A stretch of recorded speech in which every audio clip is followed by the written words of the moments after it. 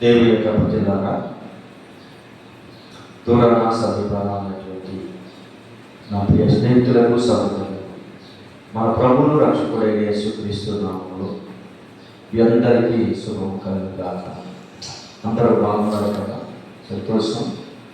మరొకసారి ఈ విధంగా మనం ప్రభు యొక్క నామమును బట్టి ఆయన ఇచ్చినటువంటి కృపను బట్టి మనం ఇలాగ గుడికి వరకు వచ్చి ప్రభుని ఆరాధించుటకును ఆయన నామాన్ని గణపరచుటకును ప్రభు మాకు ఇచ్చినటువంటి సమయాన్ని బట్టి ప్రభుని మనంతైనా స్థుతించి గణపరిచి ఆరాధించి మహిమపరచవలసిన వారినైనా ఈ కుటుంబాలు క్షేమంగా ఉన్నాయని మేము ఆశిస్తూ ప్రభు నామాన్ని మనం ఎక్కువగా గణపరుస్తూ మహిమపరుస్తున్నాం. మీ కుటుంబాల్లో ప్రతిరోజు దేవుని యొక్క వాక్యము ధ్యానిస్తున్నారని, ప్రభుని ఆరాధిస్తున్నారని, మీ కుటుంబాల్లో సంతోషాన్ని, మీ కుటుంబాల్లో ఆనందాన్ని ప్రభు బహుగా అనుగ్రహించాలని, మన పిల్లలకి అధికమైన మేలు శాతం దీవించబడాలని, ఆశీర్వించబడాలని, అంతేకాకుండా ఇంకా మీలో ఎవరైనా ఇంకా దేవునికి దూరంగా విరోధంగా జీవిస్తూ ఉంటే దగ్గరగా అవ్వాలని, ఇంకా మారు మనసు లేని వారు ఎవరైనా ఇంకా ఉంటే వారంతా కూడా ప్రభు యొక్క వాక్యం విని మారు మనసు పొంది ప్రభువును మీరంతా దీవించబడాలని మా యొక్క ఆశ, ఆకాంక్ష. మీరందరూ కూడా ప్రభు యొక్క రాజ్యానికి వారసులు కావాలని, ప్రభు యొక్క రాజ్యాన్ని భూమి మీద స్థాపించి సాతాను యొక్క సామ్రాజ్యాన్ని భూమి మీద మీరు దానిని విరగబట్టి లేకుంటే దాన్ని లయపరిచి క్రీస్తు రాజ్యాన్ని స్థాపించి మీరు క్రీస్తుకు సాక్షులుగా ఉండాలని మా యొక్క ఆశ, ఆలోచన కూడా. మీరందరూ మీరు చేస్తున్నటువంటి చేతి పనులుగా, వ్యవసాయాలు, వ్యాపారాలు, ఉద్యోగాలు, ఇంకా ఏమైతే కలిగి ఉన్నారో అవన్నీ కూడా దేవుడు మిమ్మల్ని దీవించి ఆశీర్వదించాలని ప్రభు పేట మీ పట్ల ప్రార్థన చేస్తూ ఉన్నాం. ఇంకా ఈ పరిచయ కొరకు అలాగనే మా కొరకు ప్రార్థన చేయండి. మీ కొరకు, మీ యొక్క కుటుంబాల యొక్క అవసరాల కొరకు, లేకపోతే మీ కుటుంబాల యొక్క క్షేమము కొరకు ప్రార్థన చేయడానికి మేము కూడా ప్రతి నిత్యమును ప్రభు యొక్క సన్నిధిలో నిలవబడి మీ కొరకు ప్రార్థన చేయడానికి సిద్ధంగా ఉన్నాం. ఈరోజు ఒక చిన్న విషయాన్ని మీ దృష్టిలో పెట్టాలని దేవుడు నాకు ఇచ్చినటువంటి ఆలోచన బట్టి, లేకపోతే ప్రేరేపణ బట్టి మాట్లాడాలని ఒక ఆలోచన కలిగి ఉన్నాం. ప్రభునందు ప్రియమైన దేవుని ప్రజలను మనం చాలా ఆలోచిస్తూ ఉంటాం. దేవుడు లోకానికి వచ్చాడు, లేదు మన కొరకు ఆయన ప్రాణము పెట్టి సమాధి చేయబడి తిరిగి లేచి మూడవ దినమున మళ్ళా తిరిగి 40 దినాలు ఆయన భూమి మీద తన ప్రజల చుట్టూ సంచరించి ఒకే దినము లేకపోతే ఒకే రోజు 500 మంది ప్రజల కంటే పై చిలుగుగానే ఎక్కువగా కనబడి వాళ్ళందరికీ వారు మళ్ళా తిరిగి మంచి ఉపదేశమును వారిని బోధించి మళ్ళా ఆయన శారీరకంగానే ఆరోగ్యమైపోయినట్టుగా మనం చూస్తూ ఉన్నాం. మంచిది వీళ్ళగా మనము ఈ లోకంలోనికి వచ్చాం. వచ్చిన ప్రతి మనిషి మళ్ళా తిరిగి మనము మరణిస్తాం అన్న దాని గురించి ప్రభు మనకి ఆ విషయాలను జనన, మరణ, పునరుత్థానములు మనిషి జీవితంలో ఉన్నాయి అనడానికి రుజువు చేసినటువంటి ఏకైక రక్షకుడు మా ప్రభు అయిన యేసుక్రీస్తు. మరణము అనగానే ప్రతి మనిషికి భయమేస్తుంది. అయ్యో, నేను చాలా సంవత్సరాలు బ్రతకాలి, నేను ఇప్పుడే మరణిస్తే ఎలాగా అన్నట్లుగా కూడా ప్రతి మనిషికి భయం ఎక్కడ వస్తుంది అని అంటే మరణం అనగానే మనిషికి భయం. అయితే ప్రియమైన దేవుని ప్రజల మరణం అనేటువంటిది అది కేవలము ఆది కాండములో ఆదాముతో ప్రారంభమైనటువంటి ఆ మరణము ఇప్పుడు వరకు కూడా మనుషుల మీద అది ఏలుబడి చేస్తూనే ఉంది. ఏది ఏమైనా ఏలుబడి చేస్తున్న మరణాన్ని, ఆ మరణమును ముళ్ళుని విరిసిన వాడు ఏకైక రక్షకుడు, ఆయన పరిశుద్ధుడు, నిర్దోషి అయినటువంటి దేవుడు మనము కలిగి ఉన్నాం. ఆ మరణాన్ని మరణంతో బంధించి మరణం యొక్క వ్యాధులను తొలగించి ఆయన తిరిగి లేచిన ప్రకారము మనము కూడా తిరిగి లేస్తామనేటువంటి విషయాన్ని ఆయన త్యాగగా తెలియజేశాడు. అయితే క్రీస్తునందు ప్రియమైన దేవుని ప్రజల ఈరోజు నేను మీతో మాట్లాడుతున్న విషయం అంటే మరణం గురించి మాట్లాడుతున్నాడు అని మీరు ఒకవేళ అనుకోవచ్చు. మరణము బ్రతుకున్న వారికి తెలిసింది. మనకంటూ ముందు చనిపోయిన వారు, లేకపోతే మనకంటూ ముందు సమాధి చేయబడిన వారు, వాళ్ళు తిరిగి లేస్తారు అన్నది మనకు దేవుని యొక్క లేఖనాలు చూస్తున్నాం.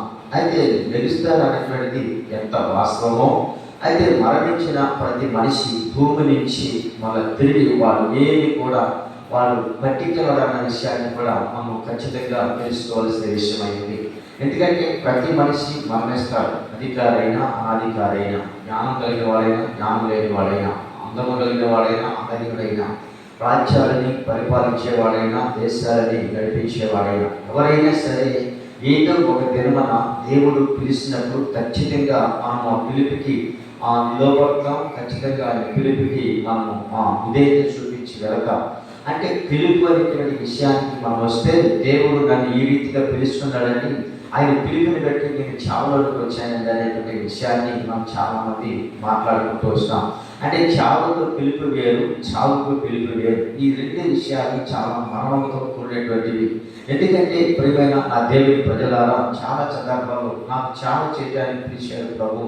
ఆ పిలుపుకి నేను లోబడ్డాను, లేకుంటే ఆ పిలుపుకి నేను విధేయత చూపించాను. అందుని బట్టి నేను ఆ విధేయత కలిగిన వాడై ఆయన ఏది చెప్తే అది వినటానికి వరకు నేను వచ్చి ఆయన మాటను బట్టి నేను చావన చేస్తున్నాను. ఆయన నాకు పిలుపు దర్శనము ఉంది అని చాలామంది మాట్లాడుతూ ఉంటాం. నిజమే, నేను కూడా ఆయన పిలుపుని బట్టి, ఆయన ఇచ్చేటువంటి దర్శనాన్ని బట్టి ప్రభు యొక్క సన్నిధిలో ఈ విధంగా నిలవబడి ప్రభుని ఆరాధించటకు, లేకుంటే ఆయన చిన్న వాక్యము బోధించడానికి ఆయన ఇచ్చిన జ్ఞానాన్ని బట్టి, ఆయన పిలుపుని బట్టి నిలబడ్డాం. అయితే కేవలము చావ పిలుపు వేరు, మరణ తీయక పిలుపు కూడా వేరు. ప్రతి మనిషికి ఏదో ఒక క్షణమున, లేకపోతే ఏదో ఒక గడియున కాలమును నిండినప్పుడు, అలాగనే దేవుని యొక్క వాక్యముతో పాటు మనుషుల యొక్క మాట్లాడే మాటలు పండిపోయిన ఆకులా కూడా రాలిపోతుంది అని మాట్లాడుతుంటారు. అంటే ఈరోజు పండిన ఆకు రాలిపోయింది, నేడు రేపు మనం కూడా అలాగనే ఆ పండిన ఆకు రాలినట్లుగా మనము కూడా రాలిపోతాము. ఈ లోకము మనకి శాశ్వతమైనది కాదు అని చాలామంది మాట్లాడుతూ ఉంటారు. వాస్తవమే, దానిని నేను కూడా ఏకీభవిస్తూ అంగీకరిస్తున్నా. ఈ లోకము శాశ్వతమైనది కాదు. లోకంలోనికి మనము పరదేశులుగా, పరచనులుగా, యాత్రికులుగా, పరచనులుగా మనం వచ్చాం.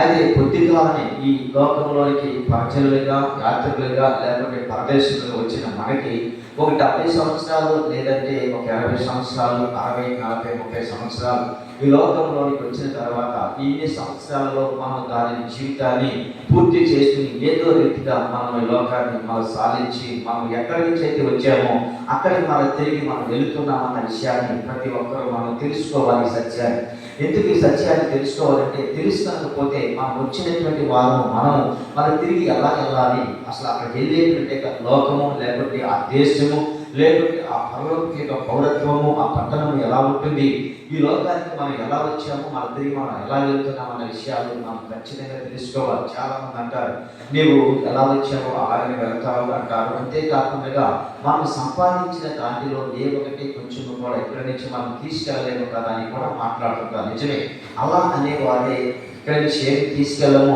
ఎలా వచ్చామో అలాగే వెళ్తామన్న వారిలోనే చాలామంది లోకాన్ని విడిచిపెట్టడానికి బదులుగా వారి లోకంలో ఉన్న ఆచరణలు, ఆలోచనలు, కోరికలు, ఉద్దేశాలు అవేమాత్రం కూడా చంపుకోలేనటువంటి పరిస్థితులు కలిగి ఉంటారు. కనుక క్రీస్తునందుకు ప్రియమైన మా దేవుని ప్రజలారా, నేను మీతో మాట్లాడబోతున్న విషయం ఏంటంటే, ఇది శాశ్వతమైనది కాదు అని తెలుసుకున్న మనం అందరం కూడా ఒక శాశ్వతమైనటువంటి లోకము, లేకపోతే శాశ్వతమైనటువంటి దేశము మనకి ఉంది.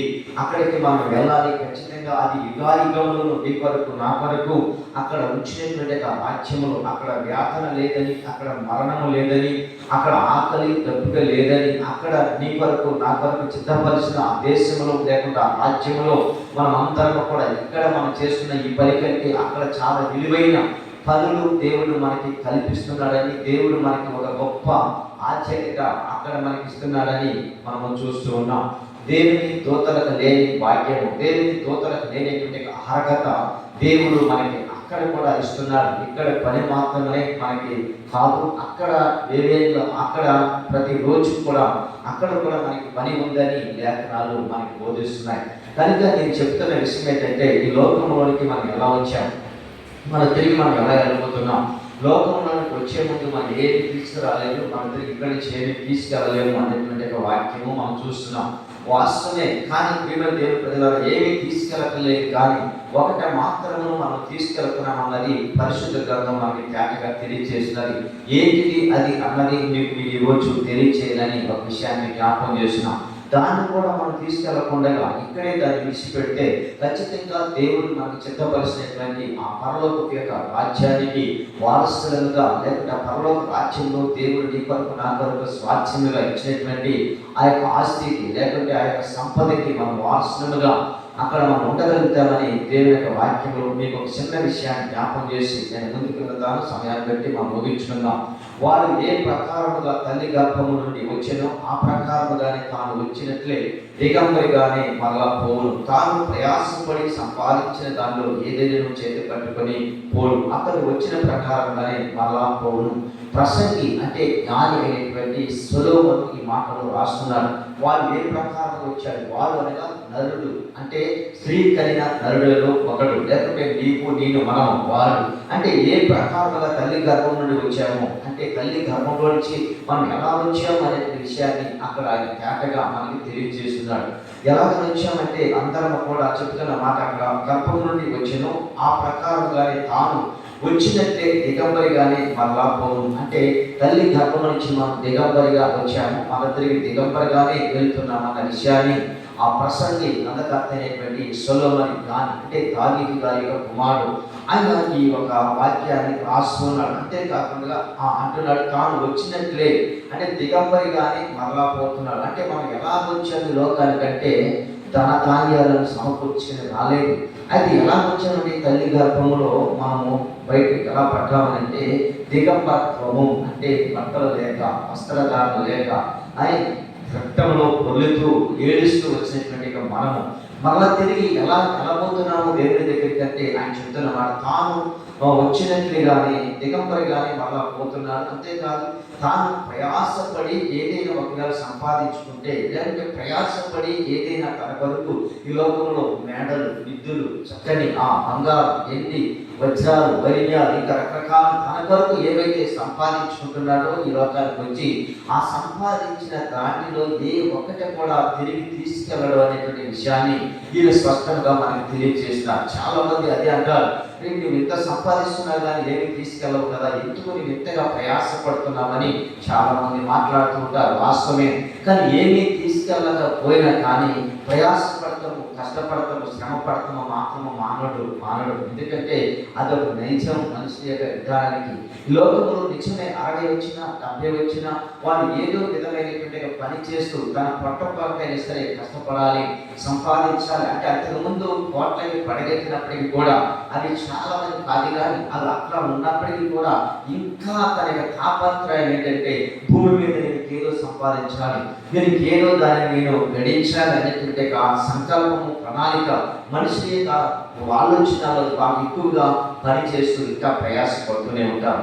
కానీ ఇక్కడ చెప్తున్నాడు తాను ప్రయాసపడి చేసుకునే దానిలో ఏదైనా చేత పట్టుకొని పోడు. అంటే తాను ప్రయాసపడి సంపాదించిన దానిలో ఏదైనా సరే చిల్లు గొప్ప కూడా చేతని పట్టుకొని అక్కడ పోడు. అక్కడ ఎలాగైతే వచ్చాడో అక్కడ వచ్చిన ప్రకారంగానే మళ్ళా వెళుతున్నాడు అనే విషయాన్ని ఇక్కడ మనం చూస్తున్నాం. అంటే నిజమే మనం ఎలా వచ్చామో అలాగనే తిరిగి అక్కడికి వెళుతున్నాం. దానికి వెళ్ళడానికి ప్రభు పిలుస్తున్నాడు మనల్ని, నరులారా అని పిలుస్తాడు.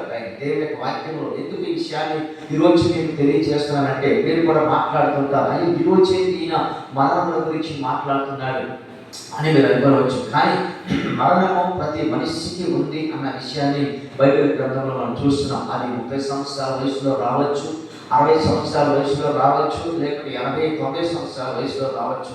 ఎప్పుడైనా ఖచ్చితంగా మరణం అనేటువంటిది ఏదో ఒక రోజున మానవుని అది తీసుకెళ్ళడానికి వస్తుంది. అది ఒక రహస్యమైన పిలుపు. ఆ పిలుపు వచ్చినప్పుడు ఆ మనిషికినో అలాగనే దేవునికి మాత్రమే తెలుసు తప్ప ఇంకా వేరొకరికి మాత్రం తెలవదు. అంటే రహస్యమైన పిలుపు అనమాట.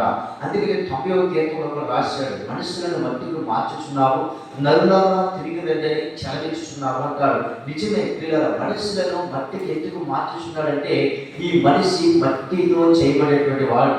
ఈ మట్టి ఘట్టంలో మైతి వంశీయ నుంచి తన నామ ఘనత వరకు ఇన్ని సంవత్సరాలు మనం వాడుకున్నాడు. తర్వాత ఆయన నరులారా తిరిగిరని ఆలోచించినప్పుడు ఖచ్చితంగా మనం వెళ్ళవలసిందే. ఎందుకంటే ఆ వెళ్ళేవాడు ఎలా వెళ్తున్నాడు అన్న విషయాన్ని మనం ఒకసారి ఆలోచిస్తుంటే ప్రియులారా, వాడు ఎలా వచ్చాడో తల్లి గర్భం నుంచి అలాగనే వాడు వెళ్తున్నాడు అన్న విషయాన్ని మనం చూస్తున్నాం. నిజమే, కానీ వెళ్ళేవాడు కూడా కొన్ని పట్టుకెళ్తున్నాడంటే వాడు సంపాదించిన దాంట్లో ఏ ఒక్కటి కూడా తీసుకెళ్ళడు అనే విషయాన్ని మనం చూస్తున్నాం. కానీ దాన్ని అపోస్తలుడైన పౌలు దాన్ని కేటగా తెలియజేసిన విషయము మనం ఒకసారి ఆ లేఖనాలు చూస్తే మనకి చక్కగా కనబడుతుంటాయి.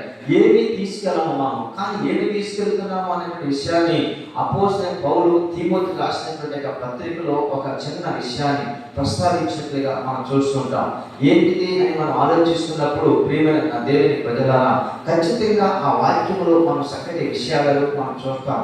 ఎందుకంటే ఖచ్చితంగా దేవుడు ఏదైనా ఒక మాట చెప్పారంటే కనుక ఖచ్చితంగా ఆ మాట దేవుడు నెరవేరుస్తూనే ఉంటాడు. ఎందుకంటే మాట ఇచ్చినది దేవుడు, మనుష్యుడు కాదు అని మనం ఖచ్చితంగా వినాలి. అయితే మనుష్యుడు తల్లి గర్భములో నుంచి ఏ ప్రకారం అనేది వస్తున్నాడో అదే ప్రకారంగా మనం తిరిగి వెళుతున్నాడు అనే విషయాన్ని మనం చూస్తున్నాం. సంపాదించిన దాంట్లో ఏ కొంచెమైనను తీసుకుని వెళ్ళడు అని మనం చూసాం. కానీ ఇక్కడ అపోస్తలుడైన పౌలు తిమోతికి రాసినటువంటి మొదటి పత్రికలో 24వ అధ్యాయం 5వ అధ్యాయంలో 24వ వచనం, క్షమించండి, 5వ అధ్యాయం 24వ వచనంలో ఒక చిన్న విషయాన్ని మాట్లాడుకుంటూ వస్తున్నారు. అంటే ఖచ్చితంగా ఇక్కడ మరణించిన మనము వెళుతున్నాం, కానీ వెళ్తా మనకంటూ ముందు కొన్ని వెళుతున్నాయి అన్న విషయాలను అక్కడ రాసినట్లుగా మనం చూస్తున్నాం.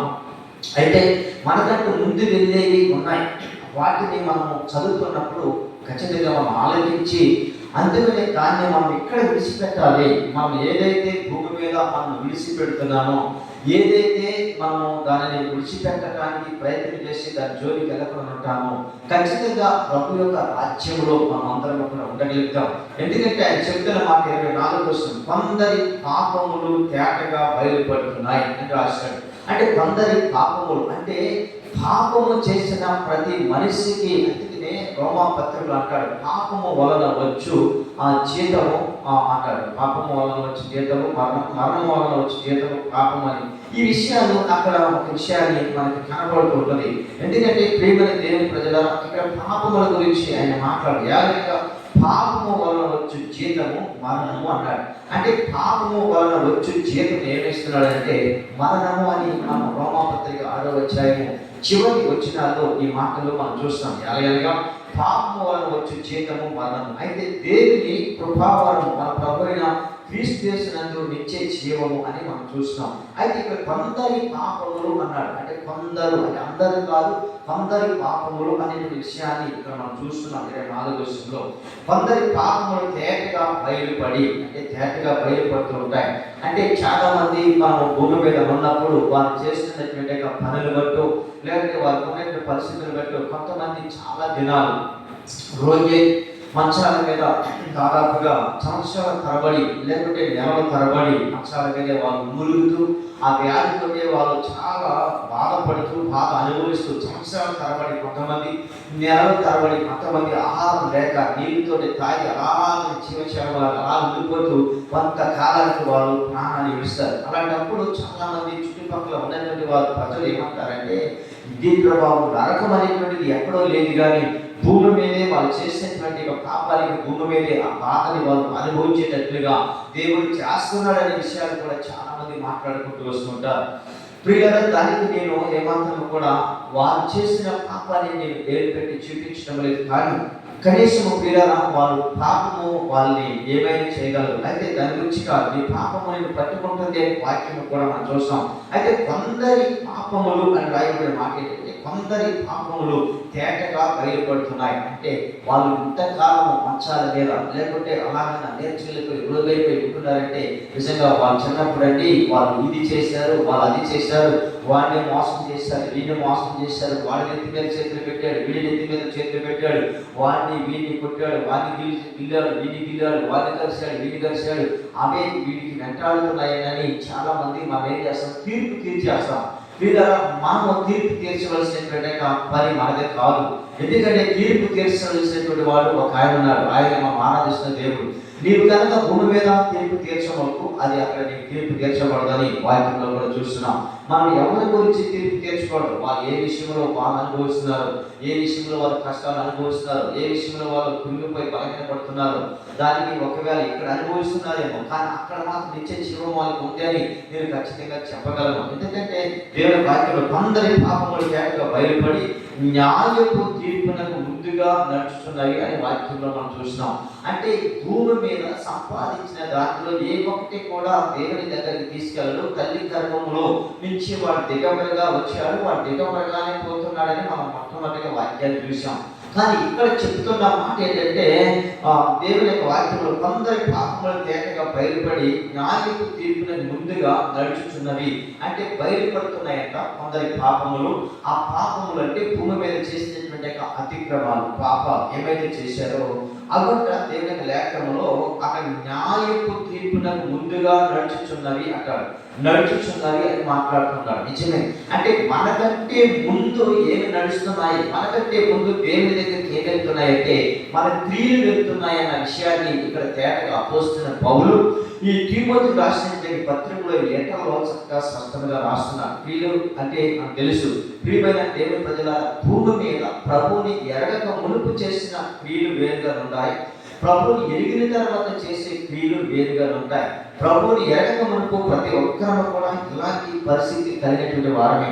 కానీ ప్రభువులోకి వచ్చిన తర్వాత మనము మన పాపపు జీవితాన్ని, శాపపు జీవితాన్ని, దాసత్వాన్ని ఇవన్నీ కూడా మనం ఎప్పుడైతే విడిచిపెట్టి నూతన రక్తం చేత కడగబడి శుద్ధీకరించబడి మన క్రియలన్నీ కూడా మార్చుకొని మనము రోగి అయినా బలహీన పడుతున్నా ఎలాంటి పరిస్థితుల్లో అయినా మనకు వచ్చిన మరణాన్ని బట్టి ఖచ్చితంగా మనము దేవుని రాజ్యానికి మనకంటూ ముందెళ్ళేది మన పాపములు మన ముందు న్యాయ తీర్పుకు ముందుగా నడిచేది కాకుండా మనము భూమి మీద చేసే మంచి క్రియలు దేవుని దగ్గరికి మనకంటూ ముందుకు వెళ్తాయని దేవుని లేఖనాల్లో మనం చాలా చోట్ల మనం చూస్తున్నాం. నిజంగా ప్రవక్త అయినటువంటి ఎలీషా గారు కూడా గొప్ప ప్రవక్త. ఏలియా తర్వాత వచ్చినటువంటి ఆ ప్రవక్త తన జీవితంలో కూడా ఎన్నో అద్భుతమైన కార్యాలు దేవుడు తన ద్వారా జరిగించాడు. ఏలియా ద్వారా 7 అద్భుతాలు జరిగిస్తే తన శిష్యుడైనటువంటి ఎలీషా ద్వారా దాదాపు 14 అద్భుతాలు చేపించాడు దేవుడు అని మనం చూస్తాం.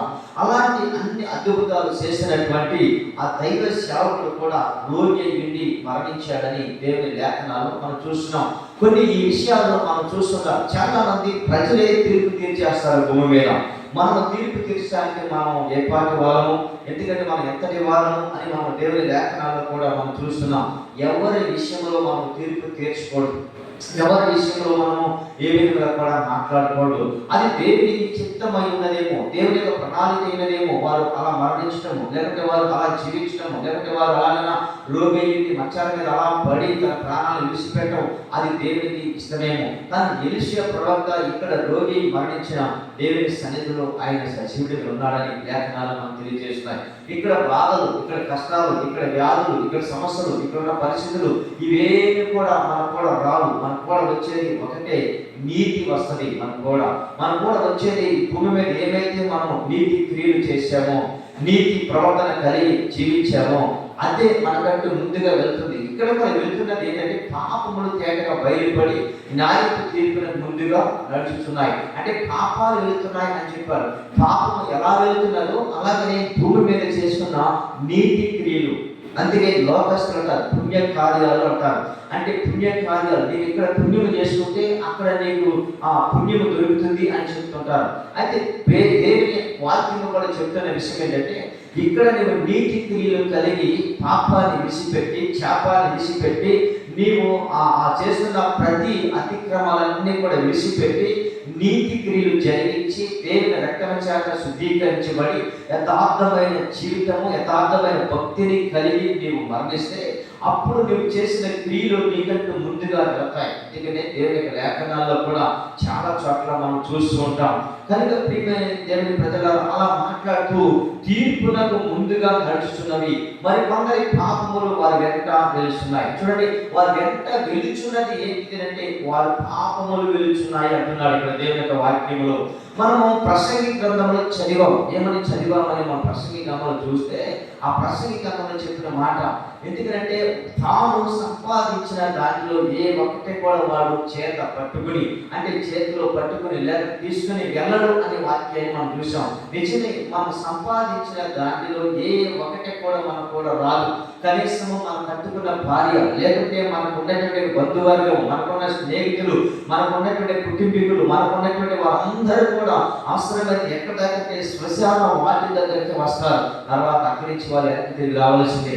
మనం కూడా వచ్చేది ఏంటిది అని మనం ఆలోచిస్తుంటే భూమి మీద మనం ఏ మంచి అయితే చేసామో, ఎవరితోటి మనం ఎక్కడ ఏ విధంగా మంచి పనులు కలిగి చేసామో, నీతి క్రియలు కలిగి ఉన్నాం, బతుకామో, అవే మనకంటూ ముందు దేవుని యొక్క సన్నిధికి వెళ్తున్నాయని దేవుని యొక్క వాక్యంలో ఇక్కడ స్పష్టంగా అపోస్తలుడైన పౌలు తీమోతికి రాసినటువంటి ఈ పత్రికలో రాశాడు. కనుక దయచేసి ప్రియమైన దేవుని ప్రజలారా, ఈరోజు నేను మీతో మాట్లాడుతున్న విషయం ఏంటంటే ఇప్పుడు దాకా మనం అనేకమైనటువంటి విషయాలను, అనేకమైనటువంటి పరిస్థితులను కలిగినటువంటి వారిలో ఉన్నాం.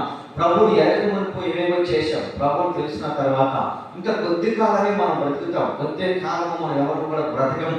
ఈ బ్రతికిన కొద్ది కాలంలోనే సరే మనం ఖచ్చితంగా నీతి క్రియలు చేద్దాం, యథార్థమైన భక్తి కలిగి జీవించుదాం. ఈ లోకము శాశ్వతమైనది కాదని మనం ఎత్తవాళ్ళు చెప్పడం దానికంటే మనం తెలుసు కనుక ఈ లోకంలో మనం సంపాదించి దేవుడిని కూడా మనం కూడా తీసుకెళ్ళాలని మనం చెప్పడం కంటే నిజంగా మనం చేసి చూపించడం దేవుడికి మహిమ కలుగాక. ఖచ్చితంగా మనం చేసి ఎప్పుడైతే మనం బ్రతుకుతామో ఈ లోకంలో ఆస్తులు ఉంటాయి, కానీ ఆస్తులు అవన్నీ కూడా అలుసుకోవాలి. చాలా మంది చిన్న కొంచెం పార్క్ ఏదైనా కాస్త జేబులో నుంచి ఒక రూపాయల్లో పడిపోయింది అనుకోండి తెలియకుండా దాని వరకు ఆ రోజంతా కూడా చాలా చింతిస్తుంటారు, చాలా బాధపడుతుంటారు. చాలా అయ్యో నేను కష్టపడి సంపాదించిన దాంట్లో ఈ యొక్క రూపాయి ఎలాగైనా జారిపోయిందని బాధపడుతుంటారు. నిజమే, అది నీది కాదు. దాని గురించి నీవు ఆశించుకో. ఆ రూపాయిని మరొకరి వరకు దాన్ని దాచిపెట్టి ఉంచాడేమో ప్రభు. దానికంటే ఎక్కువ విలువైనటువంటి శ్రేష్టమైన జీవితాన్ని ఆయన ప్రభు నీకు నాకు ఇవ్వబోతున్నాడు. చెప్తున్న మాట తెలుసా? దేవుని వాక్యంలో తీర్పునకు ముందుగా నడుస్తున్నవి మరి కొందరి పాపములు వారి వెంట వెలుచున్నవి, మరి కొందరి పాపములు వారి వెంట వెలుచున్నాయి. అంటే చూడండి, మనకంటూ ముందు అక్కడికి ఏమి వెళుతున్నాయంటే మనం చేసిన పాపాలు వెళుతున్నాయి, మనం చేసిన నీతి క్రియలు వెళుతున్నాయి, మనం చేసిన పుణ్య కార్యములు వెళుతున్నాయి. అంతేకాదు వెలుచున్నాయి అటువలే మంచి కార్యములు తేటగా కూడా బయలుపరచబడుతున్నాయి. మంచి కార్యములు అంటే సత్క్రియ, మంచి ప్రవర్తన, మంచి సత్క్రియ.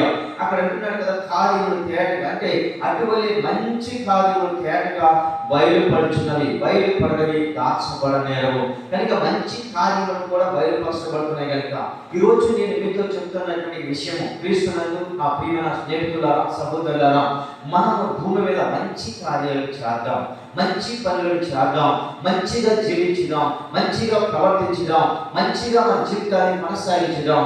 భూమి మీద కొద్ది కాలం పాటే మనం ఉంటామన్న విషయం అందరికీ తెలిసేద్దాం. మనం కూడా తెలుసుకున్నాం కనుక ఉన్నంత కాలంలోనే సరే ప్రభుకి ఇష్టానుసారంగా జీవిస్తూ ప్రభు యొక్క చిత్తాన్ని నెరవేర్చే వారిని ఉంటూ ఈ లోకంలో మనం ఏమి తీసుకెళ్ళమని దేవుని వాక్యమే చెప్తున్నారు. కనుక ఈ లోకంలో ఉన్నంత చేపు మంచిగా బ్రతుకుదాం, మంచిగా జీవించడం, అనేకమైన వారిని క్రీస్తు ప్రేమను అనేకమైన వారిని పంచుదాం, యేసే మార్గము, యేసే సత్యము, యేసే జీవమని ప్రకటించుదాం. మరణించిన తర్వాత మరొక జీవితము మనకు ఉందని చెప్పుదాం. మరణమే మనిషికి ఆ యొక్క ముగింపు కాదు, మరణించిన తర్వాత మరొక జీవితము ఉంది. ప్రభు యేసుక్రీస్తు ఎలాగైతే తిరిగి లేచాడో అదే ప్రకారంగా మనము కూడా తిరిగి లేపబడతాం. ఆయన ఎలాగైతే జీవించాడో అలాగనే మనము కూడా జీవిస్తామనే విషయాన్ని ప్రజలకు మనం తెలియజేస్తూ అట్టి కృప, అట్టి యొక్క ధన్యత నీకు నాకు మనకందరికీ కలగాలని ప్రభు పేట నేను మీకు తెలియజేస్తున్నా. ఖచ్చితంగా ప్రభునందు ప్రియమైన ప్రజలారా, ఇదే అనుకూలమైన సమయము, నేడే రక్షణ దినము. నేడు అనే సమయం ఉండగానే ప్రభు దగ్గరికి రండి, ప్రభు యొక్క వర్తమానాలు వినండి, ప్రభు యొక్క వాక్యమును గమనించండి. కనుక ఖచ్చితంగా మనం చేయవలసిన మంచి కార్యాలను చేసి, నీతి కార్యాలు చేసి మరణించిన తర్వాత మనకంటే ముందు మన పాపములు ముందుగా నిలుచుని అని చెప్తున్నది వాక్యము.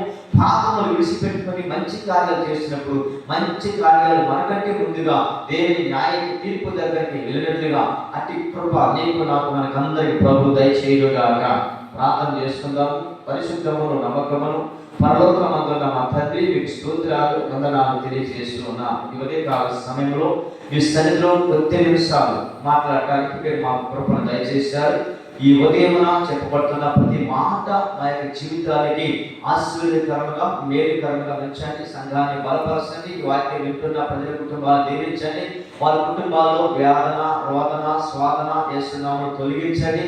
వారు కలుగుతున్న ప్రతి అనారోగ్య పరిస్థితుల నుంచి కూడా ఆరోగ్యం దయచేయండి. వారు ఒకవేళ ఎన్ని పరిస్థితుల్లో ఉన్నారు ప్రభు, ప్రజలు వ్యాధి చేత, బాధ చేత నా స్థితి ఇంతవరకైనా ఇలాగైనా నేను ముగించబడుతుందేమో అనుకుంటున్న వారికి ప్రతి రోగం నుంచి విడుదల, స్వస్థ, విమోచన, రక్షణ దయచేయమని యేసు నామములో అడుగుతున్నాం తండ్రి. ఆమేన్.